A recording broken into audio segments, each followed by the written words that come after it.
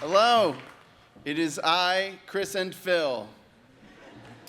Thank you to President Hanlon for that generous introduction, and thanks to the faculty and staff, the trustees, and our incredibly impressive fellow honorants. They are so amazing. Give them another round of applause. You can't believe these people. And especially you, the class of 2023, for this ridiculous honor. It is a pleasure to be back here at the foot of Dartmouth Hall and in the front yard of the Hopkins Center, Lincoln Center's fun older sister. We graduated from Dartmouth 26 short years ago, and we are proud to call ourselves your fellow granite brain haverinners. It was the year 1997 when email was the cool, hip way people communicated, and bagels were considered a healthy weight loss strategy. We are so honored to receive this suspiciously generous degree of Doctor of Arts, mostly because, as two comedy writers, Doctor of Arts is one apostrophe away from a very silly Irish last name. We are here to tell you the meaning of life. Take it away, Phil. Oh, thank you, Chris. Yes, the meaning of life, which we definitely know, and which Chris will tell you later. All right, fine. We graduated on this green, just like you, excited, tired, nervous, a little hungover, and today is no different. Why must it be so early? 2 o'clock sounds like a great time to graduate. Back then, we were wondering, do we have what it takes? The answer is still no. But we didn't know any better, and after all, everyone kept telling us that we were wonderful, and we believed them. Like Wile E. Coyote going over a cliff, who doesn't know he should fall until he looks down. Our advice to you, never look down. After all, you are all wonderful. At our graduation, we had two valedictorians. They gave their speeches one at a time, and when obviously this way is way cooler. And one of them quoted a German poet who said, "Be sand, not oil, in the machinery of the world." And we think about that all the time. Especially when we are in line at a Starbucks in the airport. If you're in line at an airport Starbucks, please be the oil. You had the whole line to figure out your coffee order. Just spit it out. The rest of the time, however, sand it up. Vox Clementi in deserto, the heck out of it. We wanted to be artists, and that seems like a very unreasonable thing to want to be, and we are here to explain why it isn't. And go ahead. We have been doctors of arts for 5 minutes now, so we are experts. There's a Picasso in the Hood Museum. It's a very early Cubist still life. It used to live in Gertrude Stein's house in Paris, and then it was bought by Nelson Rockefeller, who lent it to the college for display. So it's fancy. When it was time to send it back to New York, the director of the museum thought that it ought to stay with the college permanently. And Mr. Rockefeller said, "Great idea. You can keep the Picasso in lieu of the big donation I was about to give." Well, the development office did not like that, and they asked the president to give back the Picasso. Like, is it weird if we give it back? Do you think it would be strange? And the president of the college had a choice to make and a question to answer, namely, what is the value of an idea? A painting is an object to be looked upon, and it's the record of the act of looking. This particular painting was one of the first examples of a whole new way of looking at something from every possible angle, using newspaper and sand. Interestingly, he used both sand and oil to make this painting. So you can do both. It's not just a painting, it is the residue of somebody thinking. It is an idea made manifest. It is quite literally priceless. Your imagination is the single most valuable thing you're going to take into this world. And you don't even have to be Picasso, and you probably shouldn't, because he was kind of a bad guy. There is a myth that artists are somehow extraordinary, unique geniuses, but that is baloney. We are living proof. So stop asking yourself if you have what it takes. You do, because you're a human being, which is the best animal.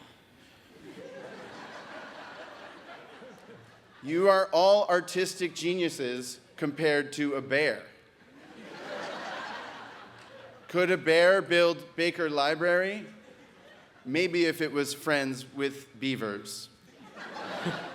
Crows are also smart. Maybe they could help. Maybe a dolphin if it had robotic hands and legs. See? That is an idea. It's not a good one, but that's not the point. The point is, it doesn't matter if you're going into finance, consulting, medicine, teaching, or basketball. Every field is a creative field, and they all need your imagination.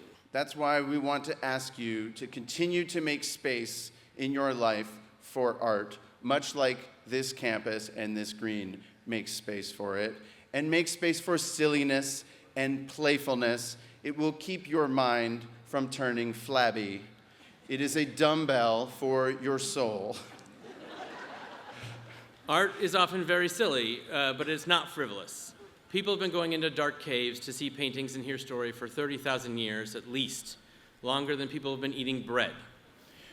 One time we played hooky from work to hear the author Kurt Vonnegut speak, because we are very cool rebels.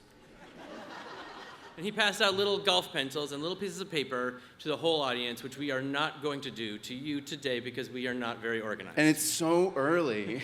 And again, slightly hungover. So he made us write a 4-line poem on the little piece of paper, and it took forever, and it was very awkward. And then he said we didn't need for it to rhyme, but that it would be better if it did. He had opinions. And when we were done, he said something crazy, which was, now tear it up into little bits so no one can ever read it. And he said that the reason to do that is because we had already gotten so much value out of writing that poem that we never needed to show it to anyone, because we had experienced the exhilarating, crazy miracle of having an original thought. We had a lot of great professors at Dartmouth. Our animation professor, David Ehrlich, is watching. Hey, David. He believes everyone who walks into his classroom is an artist, and he's right. He also thinks he should wear purple every day of his life, and he is wrong. He has made artists out of engineers and physicists because he told us all that we were wonderful. He once smuggled an animated film across the Iron Curtain because the Polish government was afraid of a cartoon, and they definitely knew the value of an idea. David's idea is that art isn't just for Gertrude Stein or Nelson Rockefeller. It should be commonplace, and the people who make it should be everywhere. Maybe artists should be thought more like bakers. They make something you need every day, and it's a very learnable skill. There was a time when everyone drew and painted and played an instrument and wrote stories, and then 7th grade came along and ruined everything. That's the age when you start to judge yourself and then feel judged and worry about how silly you look. We are here to tell you, do not worry about it. Look at us right now dressed in wizard costumes. Like we are rejects from Hufflepuff. It is okay. Art is something that doesn't need to be done for money. You guys already know that as the generation that decided never to pay for music. The thing that separates us from monkeys and bears is that our brains think in metaphors. It's as if, I cannot think of the metaphor right now, it's very early. But we do. We recently spoke to a young person who said that they wanted to become a filmmaker, but that in order to do that, he would have to be 1 in a million.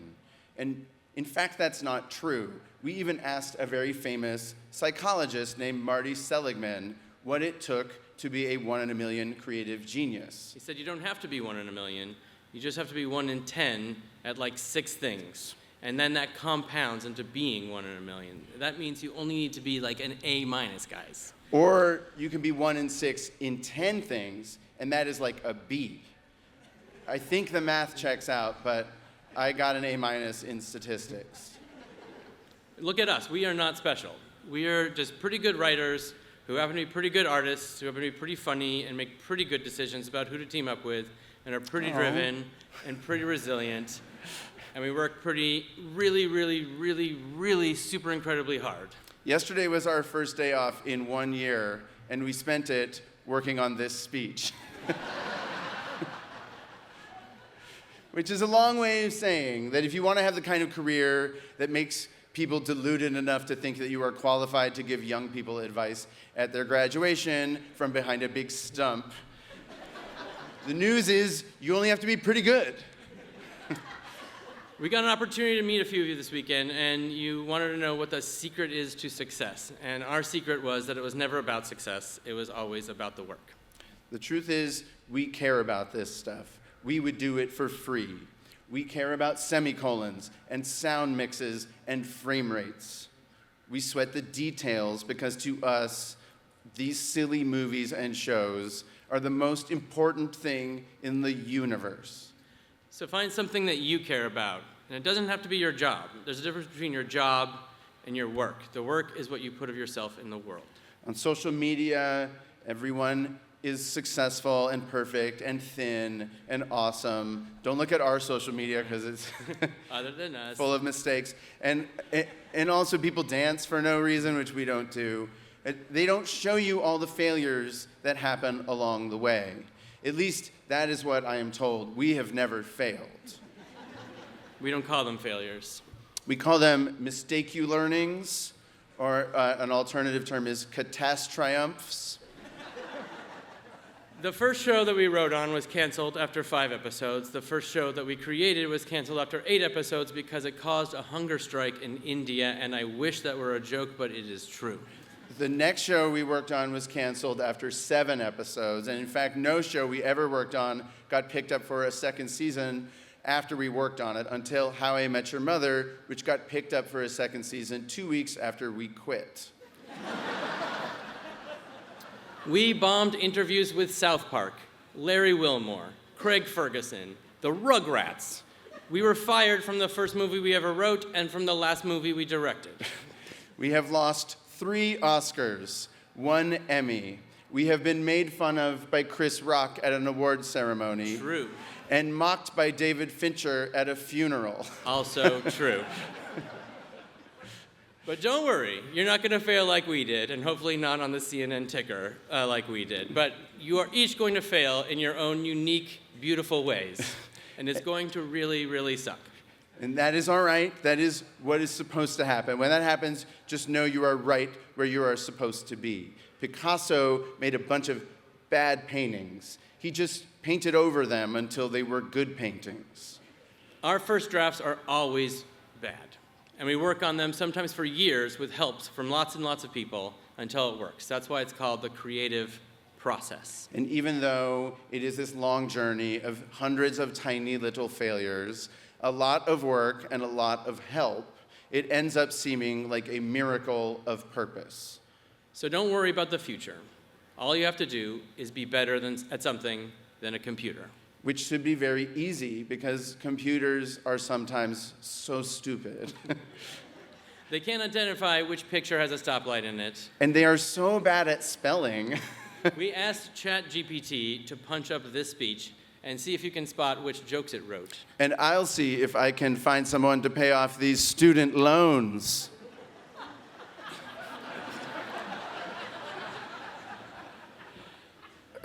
AI is a really useful tool, but it can't have an idea. It's a derivative imitation machine that's as creative as a paintbrush, which is also a really useful tool, but it isn't very smart. A paintbrush, its whole job is a lever, and it's meant to amplify the gesture of the human body, right? And that is what machines are going to do for us. But they need to amplify our individual creative humanity. Yes, computers are going to take some of the jobs away, but the thing that's going to be more valuable than ever before and guarantee you a job will be your originality and your creativity, your specific way that you see the world. So checkmate computers. Actually, that's a very bad example. Computers are very good at chess. Like, way better than us. That's okay. But the main reason that computers are smart is because they're networked. And did you know that the idea of a computer network started right here on this campus? They did. They know that. Did you know that also lob-style ping pong with beer also originated on this campus? Could a computer come up with that? Computers don't even drink beer, so ha! Now, here's the good news. You are a network too. The poor computers, I feel bad for them. Their electrical circuits are in very neat little rows because when they touch, the whole thing just shorts out. Our circuits are all like jumbled up and messy, and when they touch, we have like a cool dream. And we're also all a network with each other, and that's when you get a really cool dream. During the pandemic, we had writer's block, and we had never really gotten it before. And we asked a friend, and they said, oh, the problem is you're not talking to each other enough. Any creative process is a conversation between the people making it, between us and the work, between the work and the audience. We started our network here at Dartmouth. We met freshman week when a mutual friend came up to me and said, I met someone just as weird as you, and then walked away. And that was the start of a 30-year conversation that is still going. It's still funny and surprising and thoughtful. My network extended further when I met my wife Robin here during Green Key weekend, and she later saved me from drowning in the Connecticut River. Way to go, Robin. But anyway, you're going to go out there yourselves and build your own messy network of people who will help you when you fail, who will help you look at the world in a new way and make your good ideas better and last you a lifetime. We were told by Jake Tapper that a commencement speech should do two things: be entertaining and offer advice. We said we don't really have time to do both, so here's some advice. Buy one piece of art every year. It's okay if it's small, it's okay if it's ugly. All that matters is that it's something you want to think about for a little while. Don't leave anything behind. The idea of leaving something behind is ridiculous. Leave it in front where someone else can find it. Nostalgia is a weapon. Don't spend too much time looking back, look ahead. Except when you're backing a car out of a driveway, that is a good time to look back. Don't feel bad about making money. Do feel bad about keeping it. And this one is really important. When you get to a point in your life when you have a little money to spend, buy a good mattress. You're going to spend a third of your life on this thing. Don't cheap out on your back. Make an investment in your future. Now, you don't need us to tell you that the world is literally on fire, like literally right now on fire. You don't even need us to tell you how you're going to get through it, because you already know.